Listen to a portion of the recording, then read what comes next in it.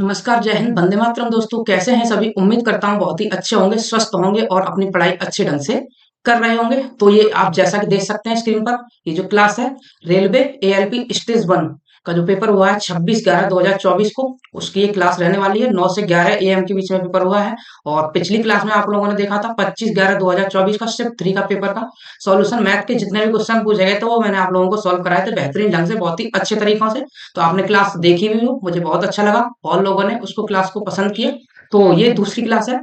तो जितने भी भाई रेलवे की तैयारी कर रहे हैं इस क्लास को देख सकते हैं, और इस क्लास को देखने के बाद अपने एग्जाम में ये टेक्निक्स जो आप लोगों को बताऊंगा क्वेश्चन सॉल्व करने की, वो आप लोग अप्लाई कर सकते हैं। तो ये 26/11/2024 का शिफ्ट 1 का पेपर है, शिफ्ट 1, और ये 9 से 11 के बीच में ये पेपर हुआ है। तो आप चलते हैं क्वेश्चन की ओर। तो आज की क्लास का पहला सवाल आप देख सकते हैं, बेहद आसान प्रश्न।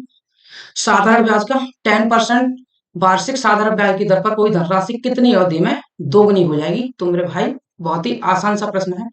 तो मैं आप लोगों को सूत्र तो इसमें नहीं बताऊंगा, डायरेक्ट टेक्निक होंगे। जैसे मैंने मूलधन प्रिंसिपल इसमें मान लिया कितना, 100।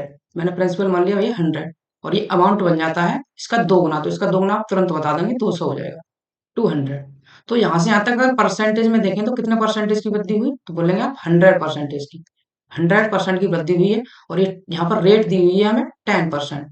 10% रेट से अगर आप डिवाइड कर देंगे तो ये 10 टाइम्स से कट जाएगा, तो इसका आंसर हो जाएगा 10 ईयर। तो 10 साल में कोई भी धन 10% की दर से दोगुना हो जाएगा। तो आप इसको समझे होंगे, बेहद आसान तरीके से मैंने आप लोगों को बताया।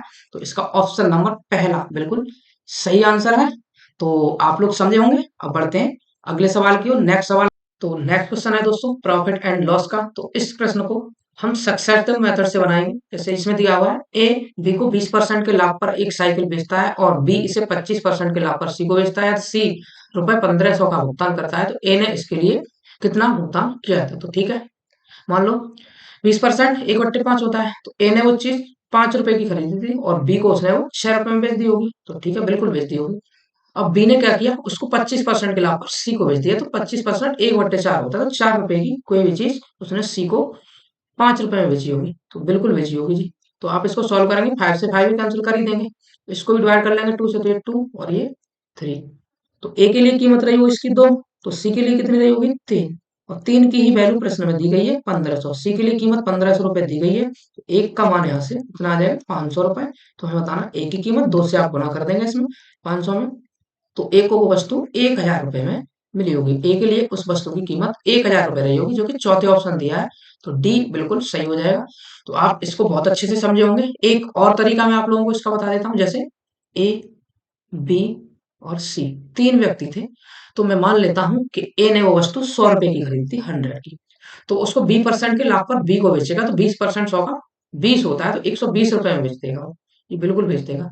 और बी उसको 25% के लाभ पर सी को बेचेगा, तो इसका 25% आप निकालेंगे तो 1/4 का 30 आ जाएगा, 30। तो 30 आप इसमें ऐड करेंगे तो कितना हो जाएगा 150। 150, अब 150 की ही वैल्यू तो क्वेश्चन में 1500 दी हुई है, बस एक एक जीरो एक्स्ट्रा है, तो एक जीरो हम एक्स्ट्रा कर देंगे, एक एक जीरो तीनों में। तो ए के लिए उस वस्तु की कीमत कितनी आ गई 1000 रुपए। तो यहाँ से भी इस प्रश्न को आप ऐसे भी बना सकते हैं, लेकिन जो फर्स्ट मेथड मैंने आप लोगों को बताया ये ज्यादा बेस्ट है, क्योंकि ये अभी यहाँ पर कैलकुलेशन आसान थी। कभी कभी यहाँ पर ऐसा भी होता है कि पॉइंट में कैलकुलेशन होती है, तो ये थोड़ा क्वेश्चन कॉम्प्लिकेटेड बन जाता है। तो पहला ही तरीका आप लोग इस प्रश्न में यूज करें तो ज्यादा बेहतर रहेगा। तो अब बढ़ते हैं अगले सवाल पर। तो देख लेते हैं नेक्स्ट प्रश्न, स्पीड एंड डिस्टेंस का क्वेश्चन। एक कार 5 घंटे में 275 किलोमीटर की दूरी तय कर सकती है। यदि इसकी चाल में 5 किलोमीटर घंटे की कमी कर दी जाए तो कार को 250 किलोमीटर की दूरी तय करने में कितना समय लगेगा? तो ठीक है, अगर कार की स्पीड हमें पता चल जाए तो स्पीड यहाँ से निकाल सकते हैं हम कैसे। यहाँ से 5 घंटे में 275 किलोमीटर की दूरी चल रही है, तो कार की स्पीड कितनी हो जाएगी 275 अपॉन 5। 275 अपॉन आप 5 करेंगे तो कितना आ जाएगा, 5 से 5 बार कट जाएगा, 555 किलोमीटर पर आवर ये कार की स्पीड आ जाएगी। अब वो कहता है इसकी स्पीड हो जाती है भैया 5 कम, तो 5 कम होने के बाद 50 हो जाएगी, और उसको दूरी अब चलनी है 250 किलोमीटर, तो 250 दूरी और स्पीड उसकी हो जाएगी 50। तो इस स्पीड से चलने में उसको टाइम कितना लग जाएगा? तो आप बोलेंगे भैया ये तो 5 घंटे लगेगा, इसको सॉल्व करेंगे तो 5 आवर। तो 5 आवर इस क्वेश्चन का सही आंसर है, जो कि ऑप्शन नंबर बी में दिया हुआ है। तो बी इसका बिल्कुल राइट आंसर है। तो दोस्तों आप इसे भी बहुत ही अच्छे तरीके से समझे होंगे। अब बढ़ते हैं अगले सवाल की ओर। नेक्स्ट क्वेश्चन है ये, फिर से परसेंटेज का प्रश्न है। अपनी कुल आय में से संजय 20% घर के किराए पर और शेष का 70% घरेलू खर्च पर व्यय करता है, या जो है 1800 रुपए बचाता है, तो उसकी कुल आय कितनी है? तो ये भी सक्सेसिव मेथड से ही हो जाएगा। जैसे 20% किराए पर दे देता है तो 5 में से वो एक खर्च कर देगा, 4 की बचत करेगा। ठीक है जी। दोबारा से 70% घरेलू खर्चों पर खर्च करता है तो 10 में से वो 7 खर्च कर देगा, तो कितना बचाएगा? 3। ठीक है जी।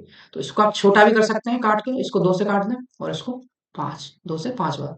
तो अब इसको मल्टीप्लाई करेंगे तो ये हो जाएगा 25 और ये बन जाएगा 6।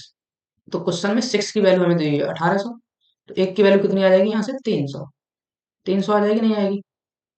ठीक है, 300 आ जाएगी। तो 2500 में आप 300 से मल्टीप्लाई कर देंगे तो 25 दिया 75, तो 7500 रुपए इस क्वेश्चन का सही आंसर है। 7500 रुपए, जो कि ऑप्शन नंबर पहले में दिया गया है। तो ये इस तरीके से आप इस क्वेश्चन को भी बना सकते थे, बहुत ही कठिन नहीं था, बेहद आसान प्रश्न था। तो आप लोग समझ पाए होंगे। अब बढ़ते हैं अगले सवाल पर। तो नेक्स्ट क्वेश्चन ये फिर से आ गया मेंसुरेशन का सवाल। तो इसमें दिया हुआ है 12 सेंटीमीटर त्रिज्या वाले एक ठोस धातु के गोले को पिघलाकर 2 सेंटीमीटर त्रिज्या वाले छोटे गोलों के रूप में ढाला जाता है। ऐसे कितने छोटे गोले बनाए जा सकते हैं? तो इसका मैं आप लोगों को सेकंडों में सॉल्व करने का तरीका बताता हूँ। आप लोगों को कुछ नहीं करना है। जब भी गोलों की संख्या नंबर हमें पूछा हो तो आपको कुछ नहीं करना। यहाँ पर जो बड़े गोले की त्रिज्या है उसको लेना है ऊपर और छोटे गोले की त्रिज्या को नीचे। इसको इसका डिवाइड, इसको सॉल्व करने के बाद इसका बस क्यूब कर देना है आपको, क्यूब, वही हमारा आंसर होगा। तो आप इसको इससे काटेंगे 6 आ जाएगा, और 6 का क्यूब आप बहुत अच्छे से जानते हैं 216। तो 216 छोटे गोले उस बड़े गोले को पिघलाकर बनाए जा सकते हैं, जो कि ऑप्शन पहले में दिया गया है। तो आप इसे समझ पाए होंगे। बस बड़े गोले की त्रिज्या को हमें छोटे गोले की त्रिज्या से डिवाइड करने के बाद उसका हमें कर देना है क्यूब। तो ये आ जाएगा स्क्रीन पर देख सकते हैं आप। बहुत आसान सा प्रश्न है ये डीआई का प्रश्न है, लाइन ग्राफ का, और बहुत आसान सा प्रश्न है। यहाँ पर दिया हुआ निम्न आलेख में सप्ताह के 6 दिनों के लिए एक कारखाने में टीवी सेट के दैनिक उत्पादन को दर्शाया गया है। तो यहाँ पर ये दैनिक उत्पादन दर्शाया गया सोमवार, मंगलवार, बुधवार, ऐसे करके। तो यहाँ पर पूछा गया सोमवार और मंगलवार को मिलाकर टीवी सेट की कितनी इकाइयों का उत्पादन किया गया। तो बहुत ही आसान सा प्रश्न है, बस जोड़ का प्रश्न पूछ लिया इसने, हमें योग करके बताना है। तो सोमवार, सोमवार आपका ये क्या, सोमवार इसके ऊपर देखेंगे कितना है 200, और मंगलवार आप लोगों का ये गया, मंगलवार के ऊपर देखेंगे कितना है 300। तो बस इन दोनों को आप ऐड करेंगे, 200 300 कितना हो जाता है मेरे भाई? 500। तो ये जोड़ का प्रश्न पूछा है, देख सकते हैं 500 रुपए, बेहद आसान प्रश्न था, कुछ था नहीं इसमें। तो इस प्रश्न का आंसर हो जाएगा 500। अब बढ़ रहा है अगले सवाल की ओर। तो नेक्स्ट क्वेश्चन देख सकते हैं। यदि निम्नलिखित आंकड़ों का बहुलक 7 है तो k का मान ज्ञात करें। तो भैया आपको जब भी ऐसा प्रश्न दिखे तो आपको कुछ नहीं सोचना है, जो जिसमें हमें k दिखे, k। तो यहाँ पर हमें k दिखाई दे रहा है इस वाले में, बस इसी को आप 7 के जो भी बहुलक दिया है उसी के बराबर रख देंगे। 2k + 1 = 7। तो यहाँ से 2k आप निकालेंगे तो कितना आ जाएगा? आप बोलेंगे एक माइनस हो जाएगा, 6 आ जाएगा। तो k की वैल्यू कितनी आ गई दोस्त? 3। तो 3 इस सवाल का सही आंसर है। k की वैल्यू 3 होनी चाहिए जब इस डेटा का बहुलक होगा कितना? 7। और बहुलक आप लोगों को पता होगा, नहीं पता है तो बता दे रहा हूँ। बहुलक ऐसी संख्या होती है किसी भी डेटा में जो संख्या सबसे ज्यादा बार आती है, सबसे ज्यादा बार रिपीट होने वाली संख्या को ही हम बहुलक बोल देते हैं। आप देख सकते हैं यहाँ पर 7 एक बार ये आ गया, एक बार ये आ गया, और एक बार ये आ गया, और यहाँ भी k की वैल्यू आप 3 रखेंगे तो एक यहाँ 7 जो है 4 बार आया है, बाकी आप 6 देख सकते हैं, 1 2 3। तो इसलिए इसका बहुलक 7 था। और बस प्रश्न को आप इसी तरह से बनाएंगे, ज्यादा कुछ सोचना है नहीं इसमें, बहुत आसान सा प्रश्न था। अब बढ़ रहा है अगले सवाल पर। तो नेक्स्ट क्वेश्चन ये है एलसीएम का। तो मैं तो एलसीएम पूरा नहीं लूंगा, आप अगर ऐसे लिख के करना चाहें वही तरीका जो आप जानते हैं, 24 42 और 56, आप ऐसे लिख के करेंगे, फिर देखेंगे भैया 2 से कटेगा, 4 से कटेगा, 5 से। मैं तो ऐसा नहीं करने वाला, मैं तो बस ऑप्शन पर जाऊंगा। और मुझे बस ये देखना है, यहाँ पर मैंने देखा इस वाले में तो 4 तो एक आ ही रहा है और एक 6, 4 और 6। तो मैं सबसे पहले चेक करूंगा कि 4 का मल्टीपल यहाँ पर कौन सा है। तो 4 का मल्टीपल चेक करने के लिए हम लास्ट के 2 डिजिट को 4 से डिवाइड करके देखते हैं। तो पहला तो 4 से डिवाइड नहीं होगा, ठीक है। दूसरा हो सकता है 4 से डिवाइड, तीसरा भी 4 से डिवाइड होगा, और चौथा 4 से डिवाइड नहीं होगा। तो 2 ऑप्शन तो मैंने खत्म कर लिया, मेरे पास 2 ऑप्शन बचते हैं। अब मैं इन दोनों को चेक करूंगा, तो मैं देखूंगा यहाँ पर इस वाले में 7 आ रहा है और 6, ठीक है। तो 7 और 6, तो 7 और 6 आ रहा है, तो 7 का मल्टीपल आप चेक कर लें, जो भी 7 से कटेगा इन दोनों ऑप्शन में वही हमारा आंसर हो जाएगा। तो ये वाला 7 से कट रहा है, 7 1 7 7 दूनी 14, ठीक है, ये कट जाएगा 7 से। तो ये 7 और ये भी चेक कर लेते हैं, 7 फिर यहाँ से बचेगा 11, 7 और फिर यहाँ से बचेगा 4, ये 7 से नहीं कटेगा ये वाला, तो ये ऑप्शन हमारा गलत हो जाएगा। इसलिए ऑप्शन सी इसका सही आंसर है। 168 इस सवाल का एलसीएम हो जाएगा, जो कि ऑप्शन तीसरे में दिया गया है। तो बस ऐसे ही बनाया, या फिर आप ये भी देख सकते थे इन चारों ऑप्शन में एक ऐसा नंबर होगा जो इन सभी नंबर से डिविजिबल होगा, और लोवेस्ट कॉमन मल्टीपल होना चाहिए, सबसे छोटा देखना है। इसमें मान लो एक बड़ा नंबर भी कोई डिवाइड हो रहा है, बड़ा नहीं लेना है, छोटा वाला लेना है। ठीक है, तो आप समझ गए होंगे। अब बढ़ रहा है अगले सवाल पर। ये क्वेश्चन भी बहुत आसान सा है। तो इस क्वेश्चन में क्या है, देखें आप, पढ़ लें एक बार। दो अंकों की संख्या और अंकों को उलटने पर प्राप्त संख्या का योग 99 है। संख्या के अंकों में 5 का अंतर है, तो दो अंकों की संख्या कौन सी होगी? तो ये ऑप्शन से आप सॉल्व कर लें इस क्वेश्चन को बस। यानी कि यह है उस संख्या और उस संख्या के अंकों को पलट दिया जाए तो उन दोनों का योग 99 आना चाहिए। तो आप इसको देखेंगे, इसमें 38 आप ऐड करेंगे उलट के, तो ये 99 आएगा? बिल्कुल नहीं आएगा ये। इसमें आप ऐड करेंगे 61 या 91 आएगा? नहीं आएगा, बिल्कुल नहीं आएगा। लास्ट वाला ही देखना, 6 और 1 7 वाला है, हो ही नहीं सकता। इसमें आप ऐड करेंगे 72, 7 और 2 9 होता है, और ये 7 और 2 9, ये आ जाएगा 99। ठीक है, अगला ऑप्शन और चेक कर लेना, 81, ये 99 आएगा क्या? 1 और ये 1, ये भी दोनों 99 आ गए। अब फंस गए हम। पहले दोनों ऑप्शन तो नहीं है, लेकिन ये दोनों ऑप्शन हो सकते हैं। लेकिन उनका अंतर भी देखना है हमें, अंतर भी 5 होना चाहिए। तो अंतर क्या यहाँ पर 5 है, इनका बिल्कुल भी नहीं है अंतर 5। तो फिर कौन सा ऑप्शन सही हो जाएगा? Option C. तो 27 इस सवाल का सही आंसर है। तो आप ऑप्शन से ही इस प्रश्न को बना सकते हैं, बिल्कुल भी सॉल्व करने की जरूरत कुछ भी नहीं है। अब बढ़ते हैं नेक्स्ट प्रश्न की ओर, जो कि बहुत ही आसान सा रेशियो का सवाल है। ए और बी का अनुपात 3:2 है, बी और सी का अनुपात 3:2 है।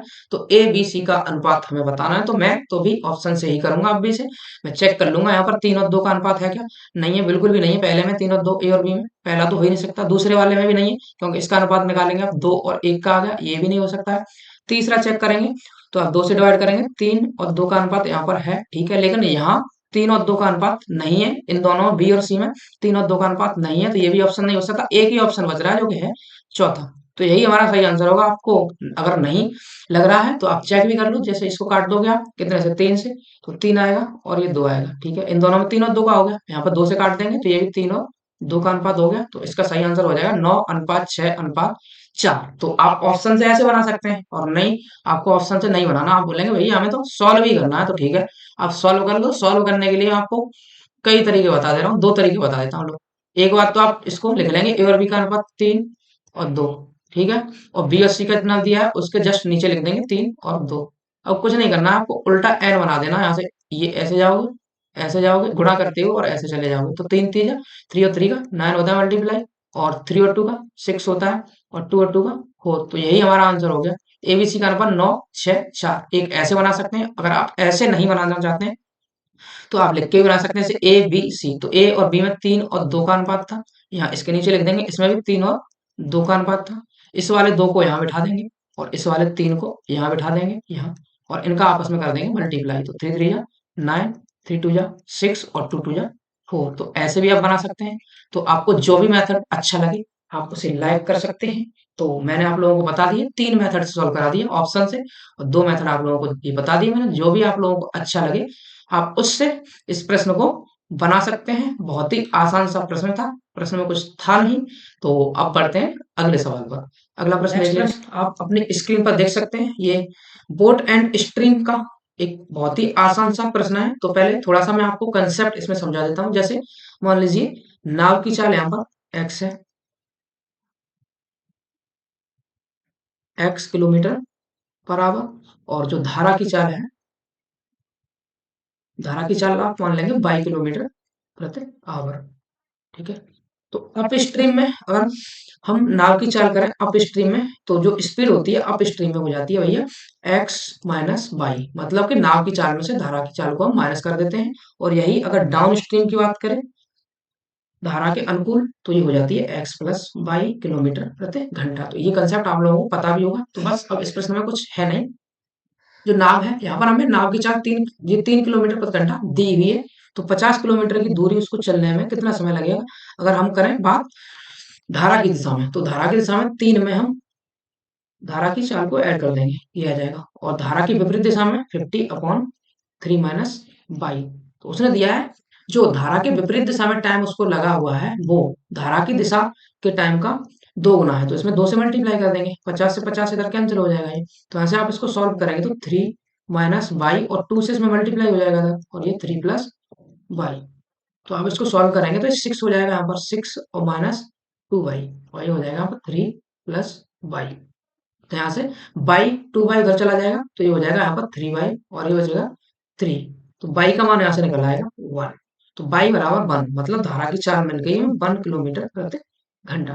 तो उसने हमें प्रश्न में पूछा था धारा के प्रतिकूल नाव की दिशा, तो वो x माइनस बाई होगी। तो हम धारा की चाल को नाव की चाल में से माइनस कर देंगे, तो 3 - 1 आप करेंगे तो ये कितना आ जाएगा 2। तो 2 किलोमीटर प्रति आवर धारा के विपरीत दिशा में नाव की चाल होगी, जो कि पहले ऑप्शन में दिया गया था। पहला ऑप्शन इस प्रश्न का बिल्कुल करेक्ट होगा। तो सब कुछ क्लियर होगा, आप समझ गए होंगे। तो ठीक है, अब बढ़ते हैं अगले सवाल की। तो नेक्स्ट क्वेश्चन आप स्क्रीन पर देख सकते हैं। इस प्रश्न में पूछा गया 1 से 70 तक ऐसी कितनी प्रतिशत संख्या हैं जिनके इकाई का अंक या तो 1 है या 7 है। तो 1 से 70 तक अगर चेक करें हम, जिनके इकाई का अंक 1 है, वो कितनी संख्या होगी? 1 होगा, 11 होगा, 21 होगा, 31 होगा, 31, 41, 51 और 61। तो कितनी हो गई? 1 2 3 4 5 6 7, 7 संख्या आएंगी। 7 7 ऐसे ही आप निकालेंगे, जो इकाई का अंक 7 होगा वो भी 7 आएंगे। तो टोटल यहाँ पर कितनी हो जाएंगी? 14 संख्या होंगी ऐसी। 14 हमें ऐसे प्रतिशत में बताना है। तो 14 संख्याएं ऐसी हैं और टोटल संख्या 1 से 70 तक आप बोलेंगे कितनी होंगी? 70 ही हो जाएंगी। तो कितना हो जाएगा? 1/5। आप इसको डिवाइड करेंगे इससे, तो इससे 5 बार ही कट जाएगा। 1/5 का मतलब आप बहुत अच्छे से जानते हैं, परसेंटेज में 20% होता है, जो कि ऑप्शन कौन से में दिया है? बी में दिया गया है। तो बी ऑप्शन इसका बिल्कुल सही आंसर हो जाएगा। बहुत ही आसान सा प्रश्न था, तो आप इसे समझ गए होंगे बहुत ही अच्छे तरीके से। तो दोस्तों, अब मैं अगले सवाल की ओर बढ़ता हूँ। बिल्कुल भी नहीं लूंगा मैं यहाँ पर। तो देख लीजिए, ये सवाल है किसका? ऊंचाई और दूरी का ट्रिग्नोमेट्री से। इस प्रश्न में दिया है एक पेड़ जमीन पर इस प्रकार गिरता है, उसका ऊपरी हिस्सा अभी भी उसके तने से आंशिक रूप से जुड़ा हुआ है। पेड़ की ऊंचाई 24 मीटर थी और यह जमीन से 30 डिग्री का कोण बनाता है, तो यह किस ऊंचाई पर टूटा है? तो आप देख सकते हैं, मैंने एक पेड़ लिया है, ए और बी। ए और बी यहाँ तक ये पेड़ था और मैंने मान लिया सी पॉइंट से टूट गया, इस सी पॉइंट से, और जमीन पर ही डी पॉइंट पर जाकर लग जाता है और ये यहाँ पर जमीन से 30 डिग्री का कोण बनाता है, 30 डिग्री का। ठीक है, तो यहाँ पर जो पेड़ की मूल ऊंचाई, यहाँ पर ए बी हमें दिया गया है कितना? 24 मीटर।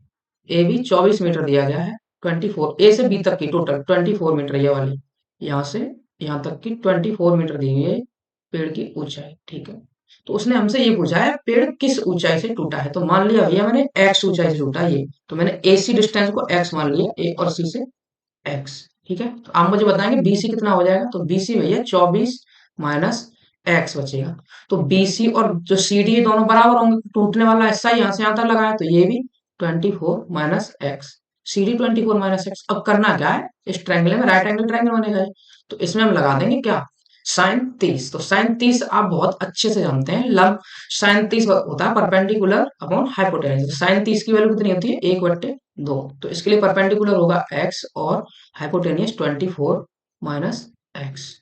ठीक है, आप इसको सॉल्व करेंगे तो 2x हो जाएगा और ये बचेगा यहाँ पर 24 माइनस एक्स। एक्स इधर लेके जाएंगे 3x और 3 से आप डिवाइड करेंगे इसमें, 24/3, तो 8। एक्स का मान हमें 8 मिल गया। तो हमने पेड़ टूटा हुए भाग का सही तो माना था 8 ये, तो पेड़ जमीन से 8 मीटर की ऊंचाई से टूटा है। तो इसका सही आंसर हो जाएगा ऑप्शन नंबर कौन सा?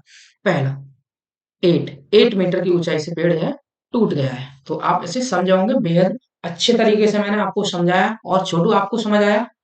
हाँ, छोटू को भी समझ में आ गया है। देख सकते हैं आप, इस क्लास में एक 5वीं क्लास का बच्चा भी बैठा हुआ है, जो क्लास को निरंतर देख रहा है और वो भी प्रश्नों को समझ पा रहा है बहुत अच्छे से। तो आप लोगों को भी समझ आना चाहिए। ठीक है, अब बढ़ते हैं अगले सवाल की ओर। नेक्स्ट क्वेश्चन, एक समबाहुज में 20 विकर्ण हैं, तो इस बहुभुज की भुजाओं की संख्या कितनी है?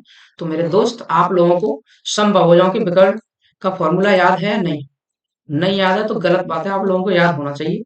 जो बहुभुज है उसके विकर्ण, समबाहुज के विकर्ण हम जो निकालते हैं डायगोनल, उसका फॉर्मूला होता है n n-3/2। जहां पर आप बोलेंगे n क्या है, तो n यहाँ पर भुजाओं की संख्या है। तो बस विकर्ण यहाँ पर हमें 20 दिए गए हैं, तो मैं n-3/2, 2 को मैं इधर भेज दूं, यहाँ पर नहीं रखता हूँ, चलो, अपॉन 2 बराबर 20, ये हमें दिया गया है 20 के। तो यहाँ पर आप n की वैल्यू पुट करके देख सकते हैं। आप इसको सॉल्व करेंगे, द्विघात समीकरण बनेगा, बहुत ही टफ हो जाएगा, तो कुछ नहीं, आपको ऑप्शन की हेल्प लेनी है। तो मैं यहाँ पर 5 रख के देखता हूँ, n बराबर 5, तो 5 रखेंगे यहाँ पर 5, यहाँ बचेगा 2, 5 2 जा 10 और ये 5, तो ये तो नहीं आया 20 के बराबर, इसको सॉल्व करने में 20 आना चाहिए। 8 रख के देखेंगे आप, तो 8 और ये बचेगा 5 यहाँ पर, 8 और ये 5, तो ये भैया हमारा 20 के बराबर आ गया, क्योंकि आप 2 से काट देंगे 4 बार, 2 से कट जाएगा 4 बार, तो 4 पंजे होता है 20, तो 20 के बराबर आना चाहिए, इसलिए यहाँ पर 8 इस सवाल का सही आंसर है। इस बहुभुज की भुजाओं की संख्या हो जाएगी 8। तो दोस्तों आप इसे भी समझ गए होंगे, बहुत ही आसान प्रश्न था। तो नेक्स्ट सवाल देख लेते हैं इसी बात पर, क्यों ही टाइम वेस्ट करें, पर आप समझ गए हैं तो फिर अगले सवाल पे बढ़ते हैं। निम्नलिखित में से कौन सा विकल्प उन दोनों क्रमिक को छूटों को निरूपित करता है जो 84% की एकल छूट के बराबर है? तो ये पहली क्लास में भी आप लोगों को शायद ऐसा प्रश्न बताया था मैंने। तो कुछ नहीं करना, सीधा ऑप्शन पर जाओ, ये वाला फॉर्मूला आप लोगों को बताया होगा शायद मैंने, X plus Y minus X Y upon 100, ये हमारी सिंगल छूट होती है, दो छूटों की सिंगल छूट निकालने के लिए आप इसका यूज कर सकते हैं। तो ठीक है, तो करेंगे, आप जोड़ेंगे इसको, ये 100 हो जाएगा, 100 में से 9 माइनस करेंगे कितना आ जाएगा, 91 आएगा, ये हो नहीं सकता, गलत है। ये 100 हो जाएगा, 100 में से 6 और 4 का मल्टीप्लाई करेंगे 24 हो जाएगा, तो 24 माइनस करेंगे 76 आएगा, ये भी नहीं हो सकता। तीसरा चेक करेंगे, 100 100 हो जाएगा, ये 100 और 100 में से 8 दूनी 16, 16 आप माइनस करेंगे तो कितना आ गया, 84%, तो 84% ही तो हमें लाना है, तो बस यही ऑप्शन सही हो गया, अब आगे जाने की जरूरत ही नहीं है। तो यही हमारा सही आंसर है। तो 20% और 80% की जो एकल छूट होगी वो 84% के बराबर होगी। तो दोस्तों कैसा लगा आपको ये तरीका? अब बढ़ रहे हैं अगले सवाल पर। तो नेक्स्ट क्वेश्चन देख सकते हो आप, ये गुणा का प्रश्न पूछा गया है, और आप सोचेंगे गुणा का प्रश्न यहाँ पर क्यों पूछा है मल्टीपल का, तो वो एक आइडेंटिटी जानना चाहता है एग्जामिनर हमसे, तो हम इस आइडेंटिटी को भी नहीं याद रख सकते क्या? तो आप इसको ऐसे लिख लें, 300 - 3, कोई दिक्कत है क्या? 297 को कैसे लिखने में बोलेंगे आप, बिल्कुल भी दिक्कत नहीं है, बिल्कुल लिखिए सर आप इसे, और इसको मैं लिख दूं 300 + 3, क्यों नहीं लिख सकते? अभी आपको दिखाई दे रहा है a प्लस बी और a माइनस बी की आइडेंटिटी बन चुकी है, तो बस ये 300 का स्क्वायर और ये 3 का स्क्वायर, तो 300 का स्क्वायर आप तुरंत बता देंगे, 9 के आगे 4 जीरो चिपका दो और इसमें से 9 माइनस कर दो, तो आप 9 माइनस करेंगे तो यहाँ पर ये आ जाएगा 89,991, तो 89,991 इस सवाल का सही आंसर है। तो ज्यादा टाइम इस क्वेश्चन में वेस्ट नहीं करना है, आपको मल्टीपल करना है तो मल्टीपल भी बना सकते हैं, बहुत टाइम लगेगा, लेकिन अब देख लेते हैं नेक्स्ट सवाल। तो नेक्स्ट सवाल है, दिए गए प्रेक्षणों का समांतर माध्य, तो समांतर माध्य का फॉर्मूला आप लोगों को बहुत अच्छे से ही पता होगा, जो समांतर माध्य होता है मीन निकालने का फॉर्मूला वो होता है यहाँ पे some of observation upon some of observation upon number of observation, ये होता है।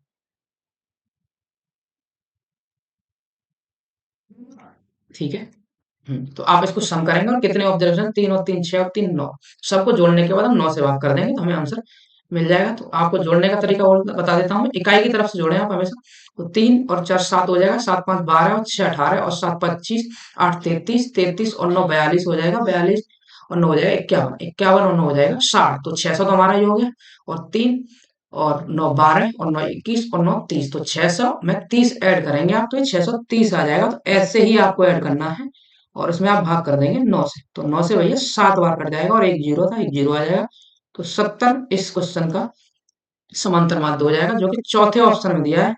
तो बेहद आसान, बेहद खूबसूरत प्रश्न था, बस ऐड आपको करना आना चाहिए, बाकी प्रश्न में कुछ भी नहीं था। तो अब बढ़ रहे हैं अगले सवाल की ओर, नेक्स्ट क्वेश्चन देख लेते हैं क्या कहता है, तो पढ़ लीजिए आप एक बार। उस बेलन का कुल पृष्ठीय क्षेत्रफल ज्ञात कीजिए जिसके आधार की त्रिज्या 7 सेंटीमीटर और 12 सेंटीमीटर है।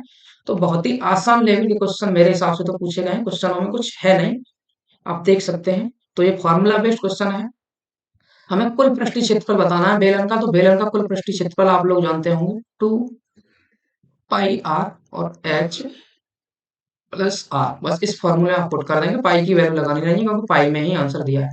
आर की वैल्यू 7 है, एच प्लस आर आप करेंगे 19 हो जाएगा, 12 7 19, आप मल्टीप्लाई करेंगे सबको, तो 19 सत्ते 133 होता है, 133 का डबल करेंगे 266 हो जाता है, 266 पाई इस सवाल का सही आंसर हो जाएगा, जो कि ऑप्शन दूसरे में दिया है, तो ऑप्शन 2 इज द करेक्ट। ठीक है दोस्तों, तो आप इसे तो समझ ही गए होंगे, बस फॉर्मूला लगाना था। अब अगला देख लिया, ये भी कुछ ज्यादा टफ सवाल नहीं पूछ लिया है, ऐसे प्रश्न भी पूछे जा रहे हैं, तो ये प्रश्न भी पूछने की क्या जरूरत थी इतना। तो 5 और 2 का मल्टीप्लाई करना है दोस्तों आपको, 10 हो जाएगा। ठीक है, अब पॉइंट देख लेंगे कितने के बाद था, एक ही हो गया, 1 2 3, 3 डिजिट के बाद आप पॉइंट लगा देंगे, तीन सॉरी चार, तीन ही हो गए और एक चार, तो दो जीरो आप चिपका देंगे आगे और यहाँ पर पॉइंट लगा देंगे, तो इसका कौन सा आंसर हो जाएगा? बाद वाले जीरो का कोई मतलब है नहीं, तो 0.001 कहीं दिख रहा है? हाँ, ऑप्शन चौथे में दिखाई दे रहा है, तो चौथा ऑप्शन आप टिक करेंगे और बढ़ेंगे अगले सवाल पर। तो अगला सवाल टाइम एंड वर्क का है, बहुत ही आसान सा प्रश्न है ये भी, इसमें भी कुछ ज्यादा खास है नहीं। जग्गू एक लकड़ी की कुर्सी 3 दिन में बना सकता है और रब्बू उसी कुर्सी को 4 दिन में बना सकता है। यदि वे साथ मिलकर काम करते हैं तो वे उसी तरह की 14 कुर्सियां कितने दिनों में बना सकते हैं? ठीक है दोस्तों, तो इसे भी बना लेते हैं। मान लीजिए जग्गू, मैंने जे से ही मान लिया, जे इसको 3 दिन में बनाता है, 3 डे में। और दूसरा है रब्बू, मैंने आर से मान लिया, ये इसको 4 दिन में बनाता है कुर्सी को, 4 डे में। तो आप इसका टोटल वर्क अगर दोनों का मान लें 12 है, तो 3 से 4 में 12 में डिवाइड करेंगे, 4 इसकी इफिशियंसी मिल जाएगी, 4 एक दिन का काम इसका 4, और इसका एक दिन का काम 3। तो अगर यहाँ पर देखा जाए दोनों मिलके एक दिन में 7 काम करेंगे, तो टोटल ये 12, ये दोनों मिलकर एक दिन में ये इतनी कुर्सी बना देंगे, इतनी। तो हमें बनानी है ये 14 कुर्सी, तो 14 से आप मल्टीप्लाई कर देंगे इसमें, 14, तो 7 और 2, तो 12 दूनी 24, तो 24 दिन में ये 14 कुर्सियां यहाँ पर बना देंगे। तो आप इसको भी अच्छे से समझ गए होंगे। तो बस इतने ही प्रश्न मैंने लिए थे क्या, इतने ही प्रश्न उसमें पूछे गए थे, तो वो मैंने आप सभी को सॉल्व करा दिए। तो आप बहुत अच्छे से समझे होंगे। अब मिलेंगे अगली क्लास में ऐसी क्लास के साथ। तो ऐसे ही ट्रिक्स अच्छे अच्छे तरीके सीखने के लिए आप क्लास को देखते रहें और चैनल को सब्सक्राइब करें और वीडियो को लाइक भी करते रहें, क्योंकि लाइक करने का कोई पैसा थोड़े लगता है यहाँ पर, तो लाइक करने में क्या जाता है, बस लाइक कर सकते हैं। और इस क्लास को अपने दोस्तों, अपने फ्रेंड और अपना भाई बहन, कोई भी लड़का, आपके मौसी का लड़का, बुआ का लड़का, लड़की, कोई भी अगर रेलवे की तैयारी कर रहा है तो इस क्लास को उस तक पहुंचा सकते हैं, तो उसको थोड़ा फायदा मिल जाएगा इसका, और वो अपने एग्जाम में थोड़ा बेहतर कर पाएगा। तो ठीक है दोस्तों, मिलेंगे नेक्स्ट क्लास में। Bye bye, take care, thank you.